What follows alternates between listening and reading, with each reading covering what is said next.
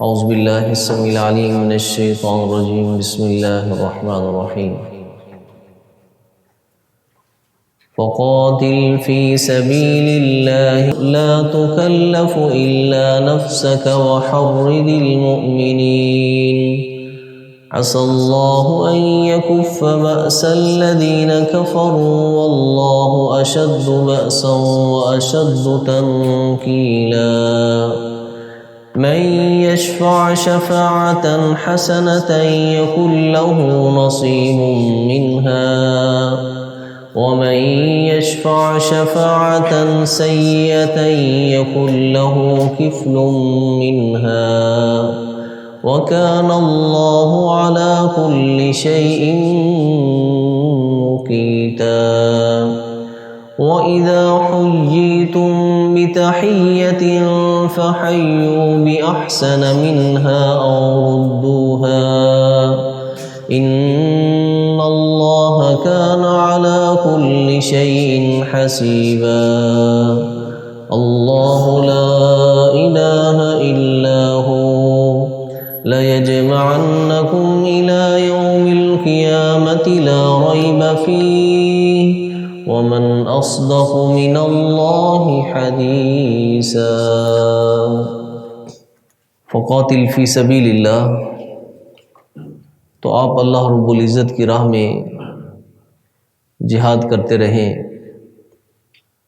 لا تکلف الا نفسک، آپ صرف اپنی جان کے ہی ذمہ دار ہیں۔ وحرد المؤمنین، اور مومنوں کو ترغیب دلاؤ۔ عسى الله ان يكف بأس الذين كفروا، قریب ہے کہ اللہ رب العزت کافروں کی جنگ کو روک دے۔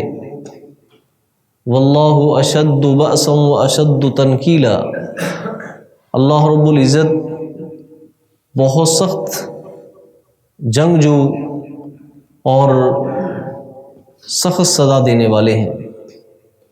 مطلب یہ ہے کہ اللہ رب العزت اپنے دین کی اشاعت میں، اپنے دین کے غالب کرنے میں کسی کے محتاج نہیں ہے۔ نبی کریم صلی اللہ علیہ وسلم جو لوگوں کو ترغیب دلاتے تھے، اور ہم نے پیچھے منافقین کا رویہ پڑھ لیا کہ وہ خالصتاً جو نبی علیہ السلام کا ساتھ نہیں دیتے تھے، تو فرمایا کہ آپ صرف اپنی جان کی ہی ذمہ دار ہیں۔ آپ کو آپ کی جان کے متعلق ہی پوچھا جائے گا۔ آپ اللہ کی راہ میں جہاد کرتے رہیں، ہاں آپ ان کو ترغیب دلاتے رہیں، باقی بات نہیں مانتے اس کی ذمہ دار یہ خود ہیں۔ اور اللہ رب العزت چاہے تو کافروں کی جنگ کو روک سکتے ہیں، کافروں کی جنگ کو روک سکتے ہیں۔ یہ نہیں کہ جناب وہ اللہ رب العزت کی استطاعت سے باہر ہیں، ٹھیک ہے، اللہ ویسے بھی مسلمانوں کو ان کی جنگ کے بغیر ہی جناب اللہ رب العزت کامیاب کر سکتے ہیں۔ تو اللہ کی ذات کیا ہے؟ اشد بأسا، بہت سخت جنگجو اللہ کی ذات ہے۔ یعنی اللہ چاہیں تو اپنے فرشتوں کے ذریعے جناب وہ دشمن کو زیر کر دیں، اور اللہ کی ذات جو ہے سخت سزا دینے والی ہے جو اس کے احکامات کو نہیں مانتے۔ من یشفع شفاعۃ حسنۃ یکن لہ نصیب منہا، جو شخص بھی اچھے کام کی سفارش کرے گا، اچھے کام کی سفارش کرے گا، یکن لہ نصیب منہا، اس کو اس میں سے حصہ ملے گا، اس کو اجر ملے گا۔ نبی علیہ السلام نے فرمایا اشفعوا تؤجروا۔ مثال کے طور پر نبی کریم صلی اللہ علیہ وسلم جہاد کی ترغیب دلاتے ہیں، تو جس طرح نبی علیہ السلام نے ایک اور حدیث میں فرمایا کہ جو آدمی کسی کی رہنمائی کرتا ہے نا خیر کے کام کے لیے، تو جتنا اس خیر کے کام کرنے والے کو اجر ملتا ہے اتنا ہی رہنمائی کرنے والے کو اجر ملتا ہے۔ الدال علی الخیر کفاعلہ، جو خیر کی طرف رہنمائی کرنے والا ہے وہ ایسے ہی جیسے خود وہ خیر کا کام کرنے والا ہے۔ تو آپ اگر جہاد کی ترغیب دلاتے ہیں تو آپ کو اس کا کیا ملے گا؟ اجر ملے گا۔ اور یہ الگ بات ہے کہ کئی لوگ کیا کرتے ہیں، شیطان کے رستے کی ترغیب دلاتے ہیں، شیطان کے رستے پہ لوگوں کو چلاتے ہیں، تو ان کا بوجھ بھی ان کے ذمہ ہوگا۔ تو فرمایا من یشفع شفاعۃ، جو شخص سفارش کرے گا، بھلے کام کی سفارش کرنا، یکن لہ نصیب منہا، اسے بھی اس کا کچھ حصہ ملے گا۔ اسے بھی اس کا کچھ حصہ ملے گا، یعنی اجر کے لحاظ سے۔ وَمَن يَشْفَعْ شَفَاعَةً سَيِّئَةً، اور جو شخص سفارش کرے گا کسی بدی کے کام کی، برے کام کی، يَكُن لَّهُ كِفْلٌ مِّنْهَا، تو اس کے لیے اس میں سے اس کو بھی حصہ ملے گا، اس کا بوجھ بھی اس کے سر پر ہے، اس کا بوجھ بھی اس کے سر پر ہے۔ بلکہ ایک حدیث میں آتا ہے کہ کسی شخص نے ایک مظلوم کے قتل پر صرف اشارہ کیا،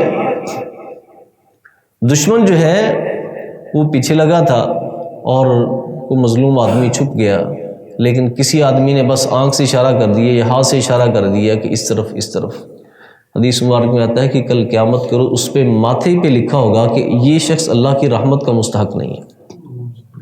اللہ کی رحمت جو ہے نا وہ ہر اس کے بغیر انسان جنت میں جانے والا نہیں۔